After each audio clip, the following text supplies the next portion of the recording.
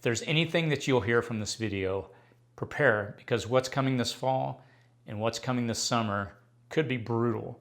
What does that mean? What is that going to look like? I have no idea, but prepare. Hey YouTube, this is City Prepping. If you're new to this channel, my name is Chris, and on this channel we discuss emergency preparedness.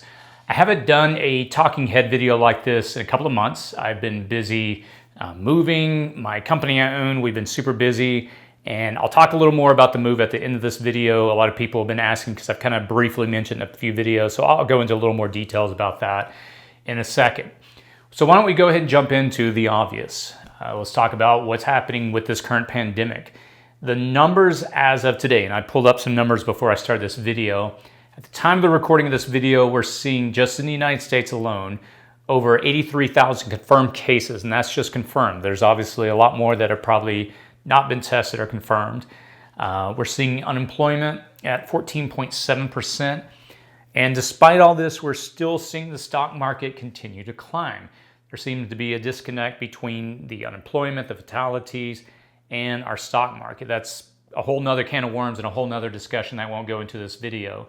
So all that to say, there's definitely some challenges we're facing as a nation. On this channel, what I love to do is discuss emergency preparedness. And I'll kind of tie this all together because the question always comes up is what's next? I'm getting people that are emailing me, looking at the signs, looking at what we're seeing about potential and probably a very likely second wave this fall, maybe even this summer, now that a lot of states are lifting restrictions, allowing people to go back into jobs, out into the community, and what is the impact going to be there. I'm getting just a lot of people asking me, hey, what is next? I got an email from my dad actually this morning. He was asking me, is there any end in sight? Does it look like it will spike? And if so, what do you think the local government will do about it? That's a great question, and I got a lot of similar questions kind of like that here recently. The county I live in, I live here in Southern Cal. We live in a county called Riverside County. And last Friday, they lifted a lot of the restrictions, even, rolled back a lot of things that even our state is asking. They decided to skip it and, hey, let's just open things all the way back up. And I get it. There's a lot of businesses that have been heavily impacted by this. A lot of people, their lives have been, impacted in a very negative way. There's a lot of restaurants around us that we're seeing, they're going belly up. It's, there's a city next to us that a huge part of that community is just family-owned businesses. So what do you say in those situations? I mean, on one hand, you see by lifting the restrictions, you're seeing a lot of deaths as a result, but on the flip side, you're seeing economies and jobs and other things destroyed. So there's those balances, and I get that. But what do you say, when you ask, well, what's next? Well, what I honestly think is we're going to see a second wave this fall. I did a video about a month ago. I'll put a link in the cards up above talking about the Spanish flu. If history is any indicator, the patterns are almost identical. They had their initial first wave at the beginning of 1918. That fall of 1918 was the second wave. It was the worst of the three waves. And then they had a third wave in 1919 that was worse than the first, but not as bad as the second. Again, until we get a vaccine, until we build herd immunity and we can stop this transmission, I think we're going to see a very similar pattern. Today, Dr. Fauci was interviewed, and he pointed out that it's a very strong likelihood that now that a lot of restrictions are being lifted, even now, that we'll probably see a large rise of infection. Numbers that I gave at the beginning of the video, again, 83,000 confirmed as of today just in the United States alone. And that's only, I forget the exact timeline. I want to say roughly around about 8 weeks. It's not a very long timeline. And those numbers are jumping on average 2,000 to 3,000 a day. I know they were originally projecting, 100,000. I don't know. I don't want to try to, predict what may come. But I think we're going to see pretty large numbers over the next year and a half until we see a really strong option, a viable option for a vaccine. So the question becomes, what do you do? How do you prepare for this? What can you do next? The whole point of this channel is to discuss emergency preparedness. What I'm personally doing, and I'll just share with you what I'm doing and what I encourage you to do and continue to do, is continue to store food, continue to store water. And let me back up on point one, continue to store food. As of today, the grocery stores are beginning to replenish. There are certain meat packing companies that are having challenges. You've obviously seen that in the news. I just don't know. If we see a second wave hit this fall, which is what concerns me the most, I don't know what that impact's going to be on so much of our system that requires everything working perfectly. I did a video last fall talking about our just-in-time delivery system. Again, I'll post a link in the cards above. And essentially, our stores are designed in such a way that everything runs smoothly in order to keep that inventory up. If there's major disruptions, it can cause big changes. Now, I know when this all first hit several months ago, people were freaking out. They were making runs on the store at Costco. And I think that fear subsided.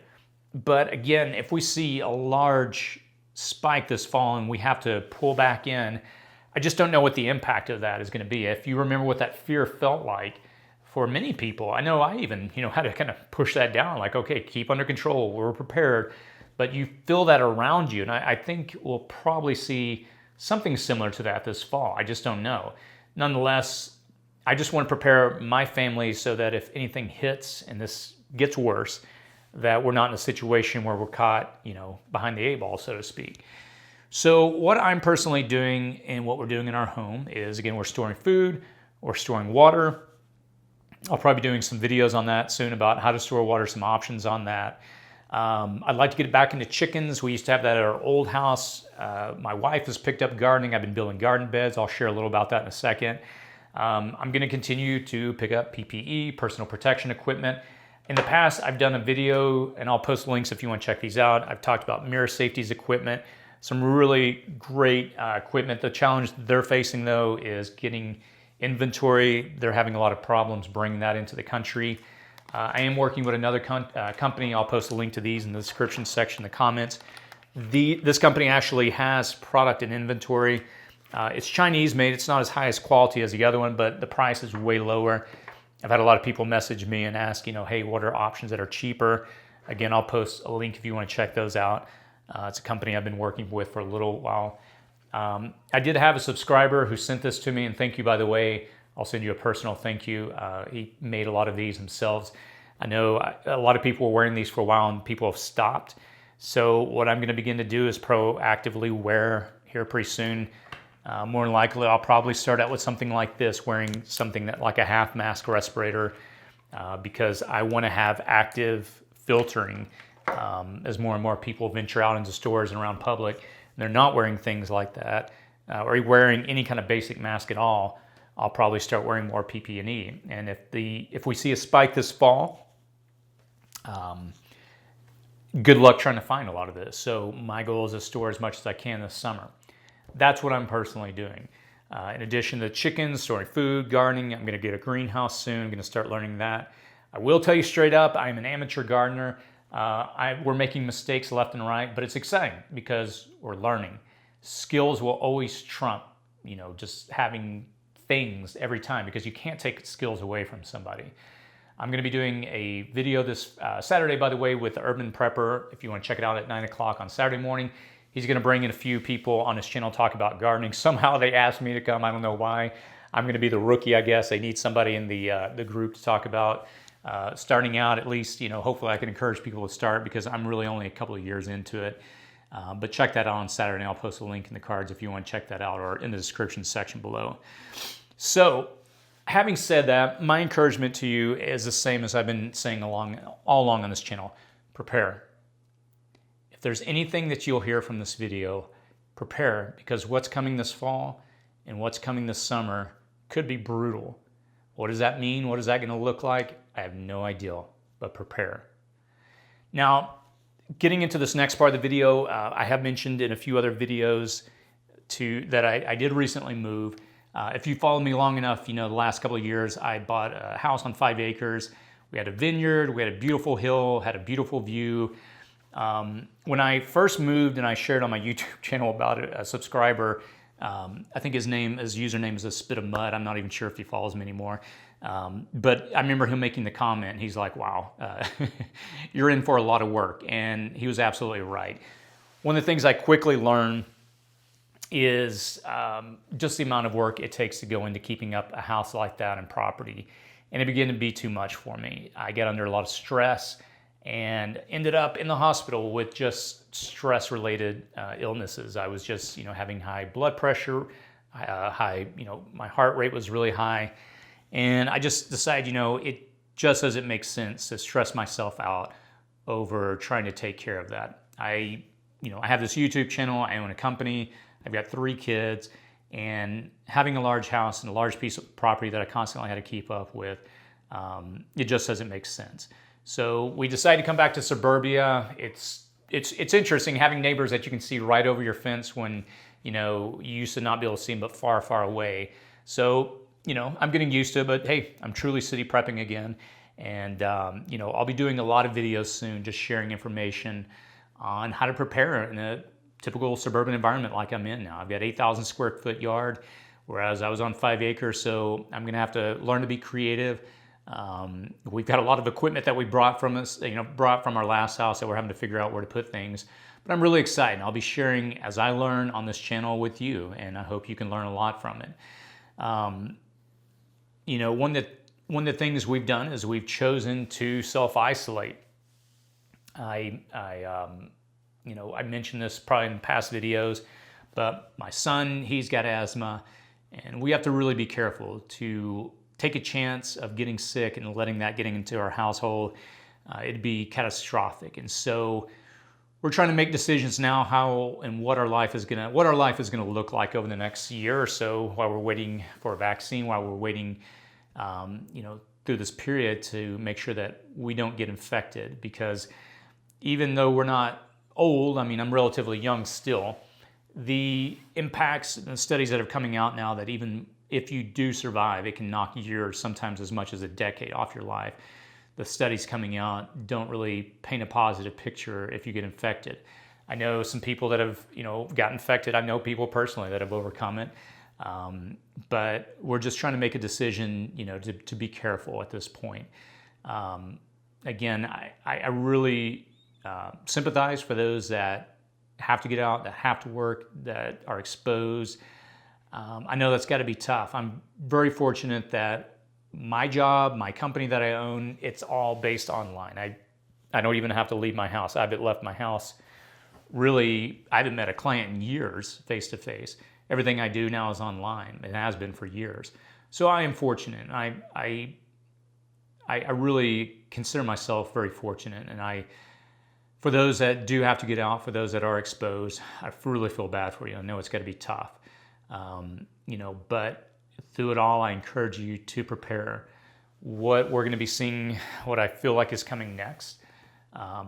We're just in our own household, we're trying to prepare for what may be next.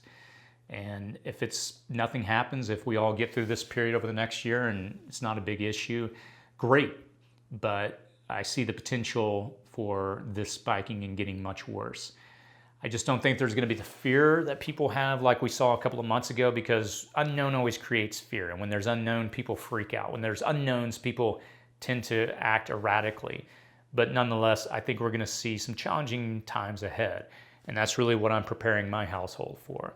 So if you have any questions, you have any feedback, any thoughts, post those in the comment section below. I always love hearing from the community. I will say this, and like I always say in my other videos, don't live in fear, but live prepared. There's so many different ways you can say that. I know a lot of people try to walk away from my channel saying, hey, it's just, you're pushing fear. I'm not, I'm pushing preparedness. Just as I have an insurance policy for different things for my car, I have a life insurance policy if I pass away. I realize if I'm not prepared for what inevitably is going to be thrown at me in life, I think that's negligent on my part. And I would encourage you to take the same position. Preparing is just nothing more than just buying insurance for what may come next. Now that we're living in the middle of a pandemic, I don't think prepping, whatever you want to call it, emergency preparedness, looks so crazy anymore. I think people are seeing the practical aspects of it. A lot of us just assumed everything will always be perfect, and we're seeing that things can get disrupted really quickly. So prepare. Don't live in fear. Learn skills, and that's what I'm going to be trying to, that's what I'm personally going to be focusing on over the next few months. Developing gardening skills, putting in a greenhouse, doing different things I can to give my family a buffer for from what may or may not happen. So again, if you have any feedback, post that in the comment section below. As always, be safe out there.